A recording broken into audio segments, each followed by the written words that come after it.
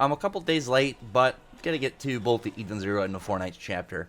But anywho, this chapter gave more, I'd say more value towards the up-and-coming characters, because, like, the rest of the stuff with, like, the main cast, we did get some closure. We got some nice kind of closure on the stuff that was going on with, obviously, Witch and everything that kind of, like, resulted in the aftermath of the Aoi Cosmos, you know, everything that was going on in there. So, that was definitely needed. I do think that this chapter definitely had some really nice kind of, almost like a little bit of like a melancholy vibe to it, where it's like, it's unfortunate, there's nothing they could do about it, and it's just one of those things that was like, it was one of those kind of like events where I think it's more sad because it was preventable. I like, if the Eden Zero is just kind of, like, if Shiki didn't hesitate and then immediately got out of there, then they would have been fine. Like, imagine this, because I know, like, the whole thing was, like, he either had to try and stop the bombs from going up, which I'm very curious as to what he would have done, because he's saying he made the wrong choice. But I don't really know what he could have done, because he didn't have Pinot, Wise, Hermit really at the ready within a point of frame where I think they could have really done it as easy. Again, that's just a variable we don't know, because we didn't see him, like, make an attempt. Like, maybe, like, if Hermit said, oh, I need 15 minutes to do this, we only have 10, or something like that, where it's just kind of like a time difference, where even the person that they had that could do it probably can't do it. But either way, if they, like, got in the ship, immediately warped somewhere else, like, way out of range, it wouldn't, like, it wouldn't have obviously went down the way it did, and which would still be here. And that's one of the things that I think makes it more unfortunate, more than anything else. Because I've obviously, like, I've given my opinion on the witch death. I don't need to really go over it again. You can go watch the video I did on it. You know, it's my opinion. It's not really a big thing. I don't think that there was no weight to the death. I don't think that it was a meaningless death. I just think that it wasn't as impactful as I wish it was. And that's just, again, that's just my take on it. Nobody has to agree with me. It's not a big deal. But I did think that the way that really you can kind of view it is definitely a bit of a bummer, because not in the way of, like, the story, more in, like, the reality of the situation, when you know that if they acted earlier, Witch would still be alive, or say if Shiki ended up, like, preventing Ziggy from activating them, or if Nero, or Shura rather, wasn't involved in this at all, and that never kind of transpired.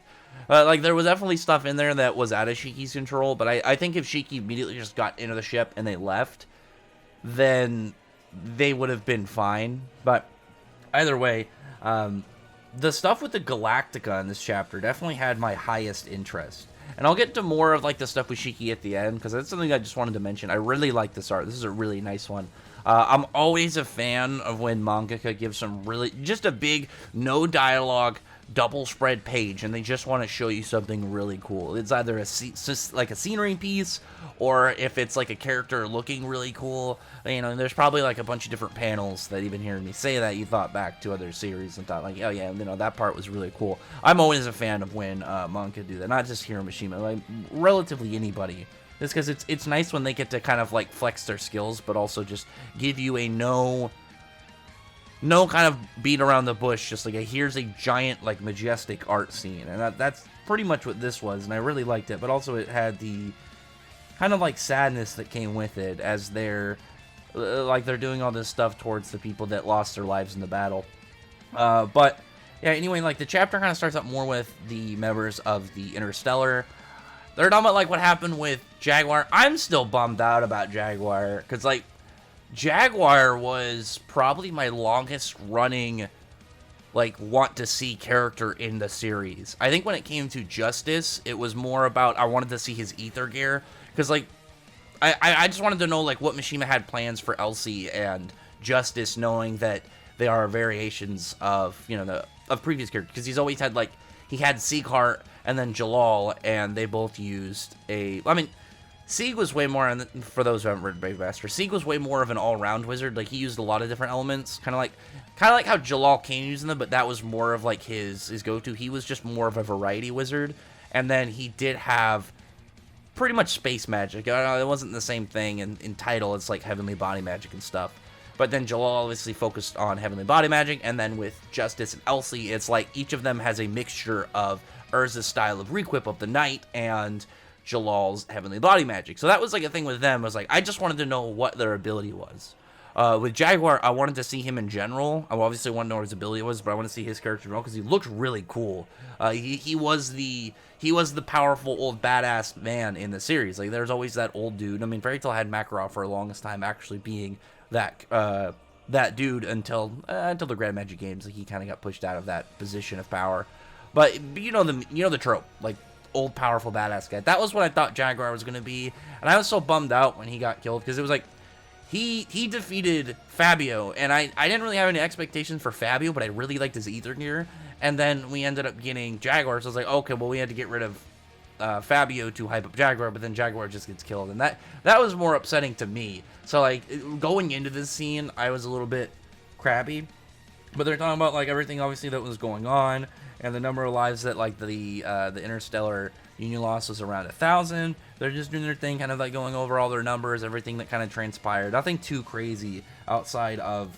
There's a part where Kira's saying that Justice defeated Nero and they defeated the Empire, but it looks like it looks like he's hiding something, and I think it specifically has to do with Ziggy being related to Elsie. I think he's trying to keep certain aspects of it kind of like more hush hush, based off of like his own personal things, because we have seen that Justice, like he definitely seems like he's a pretty no nonsense kind of guy, as like when we saw him interact with Shiki for the first time. But then when Elsie shows up, he kind of gets irrational. He acts way too much on his emotions, and that's the thing that kind of makes him slip up on his on being reasonable, pretty much on like following the rules and doing what he's supposed to. Elsie is that conduit that makes him kind of zigzag outside of following the straight and narrow path. But they're all just doing their thing. They're like kind of like just conversing with each other. There's some stuff by like Eraser and Feather, where she's like saying, "Oh, you could have, you could erase some of those guys or something." And it's like, "Oh, well, don't you mean they erased instead of cut?" And it's just like, "Hey, let's get into some of the more important stuff. We don't need you back and forth with Eraser right now." I like that we do see back and forth from them, but it's like, hey, we got some important stuff. You guys can chatter later. Especially because it's joking, and they're one of their guys, their most senior member, I would assume, is just died. So unless it's gonna go to Justice, I don't really know who else could be, because I don't think it'd be Eraser. It doesn't seem like Eraser's that kind of guy. I'm guessing it's not gonna be Cure. Maybe Feather. She seems to be way more kind of in control and way more calm and collected. Maybe she's gonna be the next kind of, because it doesn't seem like they have a leader. I don't think unless I don't remember a panel where it said Jaguar was a leader, but I feel like he was otherwise the pseudo-leader, kind of just because he was the oldest and probably the most senior. That's just kind of like a military thing. You can have the same rank, but whoever is most senior holds the most authority, because they've been in that rank the longest. But we do find out some of the other Galactica in this chapter. We got Dead End Crow, the Titan of Eternal Darkness. Pretty cool. I'm really hoping for just a really big character. Mishima is not that known for like using like the big body frames for characters. Like, look at someone like One Piece. Like, One Piece has tons of characters who are just gigantic in comparison to real world people, and not even being giants. Like people like Kaido and Katakuri, Doflamingo, people like that, where they're just big. Kuma, anybody like that. Mishima hasn't done much with like just big body people. I remember D4, or was it? Yes, his name D6. It's been so long. I remember Avatar. I think it's D6. He was one of those ones where it's like he just seemed like gigantic and he was going to be a character, but it's like he got beaten pretty easy, so it's like whatever. Like, the closest really you're going to get is like Elfman.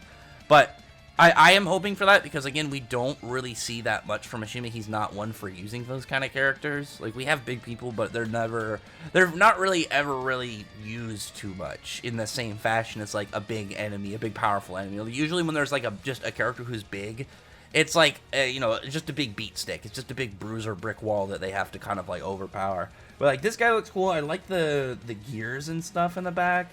I'm really wondering what he's going to end up kind of being like, if he's some form of big alien. And that's one thing I am hoping for too.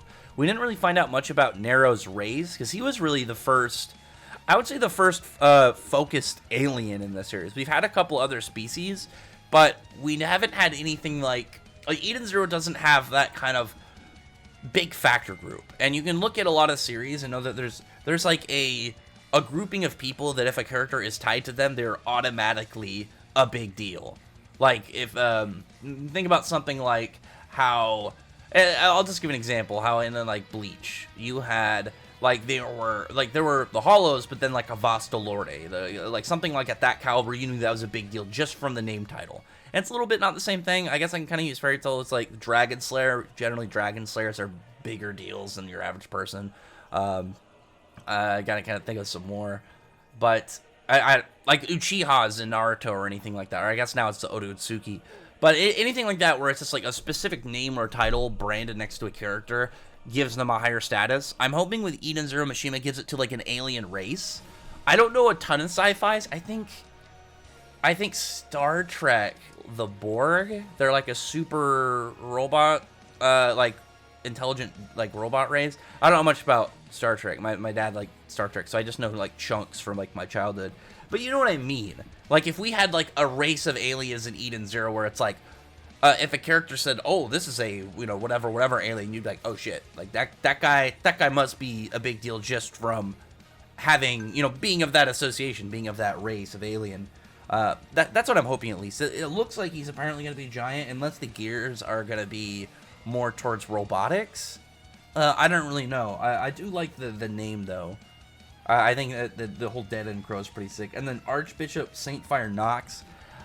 I kind of have the most hype for this guy because I think a religious enemy would be really cool. One thing I really liked, and I'll just give...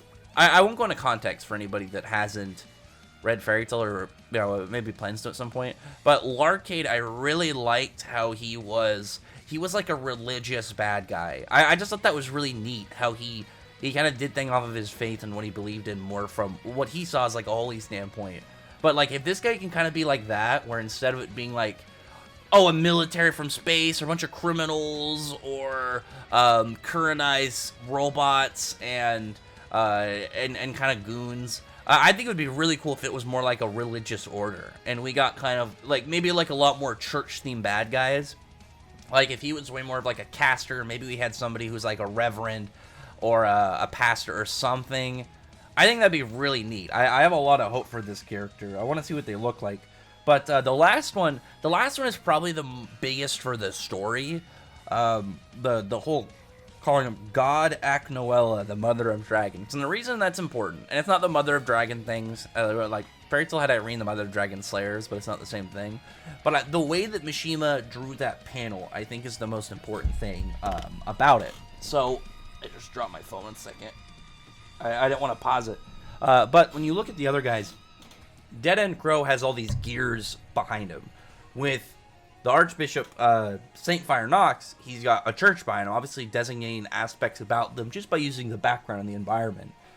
And with Aknoella, there's a robot. It's a robot dragon, and it looks specifically like the one from like the start of the series and ones out in the cosmos. I'm guessing that with the name and the panel drawn with her, she's going to be like, she's gonna essentially be, instead of like a dragon themed entirely character, she's gonna be more of a inventor.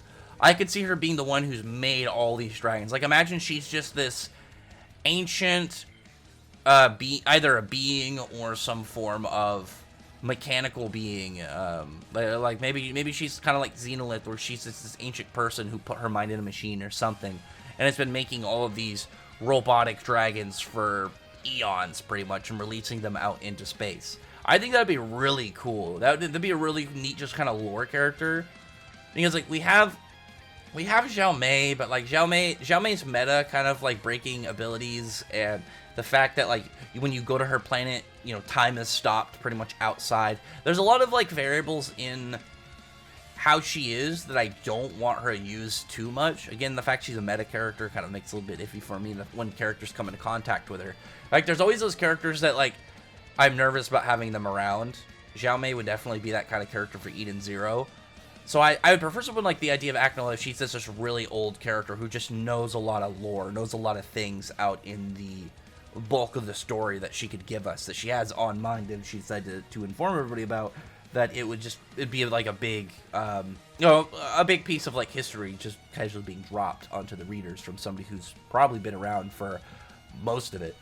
But I won't go too much in the stuff with like Victory, Justice, and Creed. I kind of talked a bit about Justice and Jesse. I already talked a bit about Justice. His whole thing is like when it comes to Elsie, he seems to become very irrational and make bad decisions.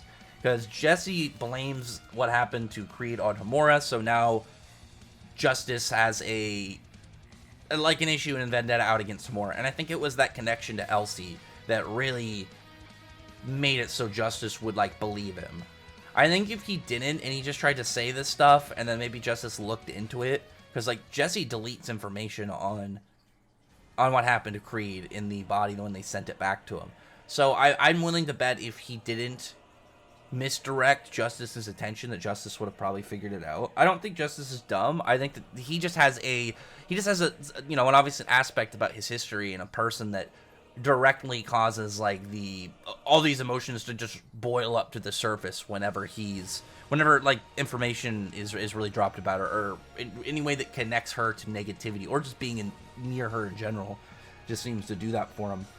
But after that, like the whole cast is they're back on Sandra, and they've got all of these nice little plant kind of like lanterns, and they're letting it all up into the sky, and they're talking about how they're returning everybody to the Sea of the Stars. And there's some nice kind of like calm, somber moments between like the other characters. It's not a lot of dialogue after the point where it gets to Eden Zero Crew. It's just like a couple words, and then we're like spreading out these lanterns and having some really nice moments for them.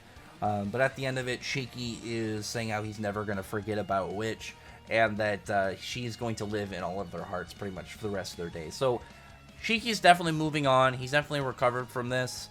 And I actually do like the level that Mishima did portray Shiki's upset by this. Because, I won't go into spoilers, but I mean, you can probably just like think about some of your favorite shonens and like times where like a character has lost somebody very important to them and their reaction. Though Shiki definitely values all his friends, but it's not like he has known Witch as long as Witch has known Shiki in reality, because he's not gonna have memories when he's a baby. So like this was still sad and really depressing for him, but it's not something that's like ripping apart him internally, and it's just gonna cause him ongoing like horrendous damage. This is somebody that though did hurt for him to lose. It's not like probably to him as like when he lost like the people on the Grand Bell, because he knew them for years. He knew them pretty much his whole life. That was his family. This is his new family, but there is obviously like you can kind of look at like time together and like actual bonds kind of like cherished over time and experiences versus the time period of the Grand Bell people versus Witch, pretty much from Shiki's perspective. So Shiki being obviously sad about it really hurt after those 2 days, but still being able to kind of get back on his feet and recover without too crazy of like an emotional backlash kind of thing. Again, think of like Natsu and stuff with Igneo, but I think it was done really well for the degree that at least I believe the relationship between Shiki and Witch was. But anyway, other than that though, it was a solid thing. The whole part though at the end when he's saying Eden's mother, I swear Mishima is gonna end up revealing that Witch became mother somehow. I don't really know, and not really did, but she just became like a cosmic person. We'll just have to wait and see. Either way, comment below, thumbs up the video, friend, like button, subscribe, and check out my other videos. But that, appreciate it, subscribe, and thank you all for listening. Bye.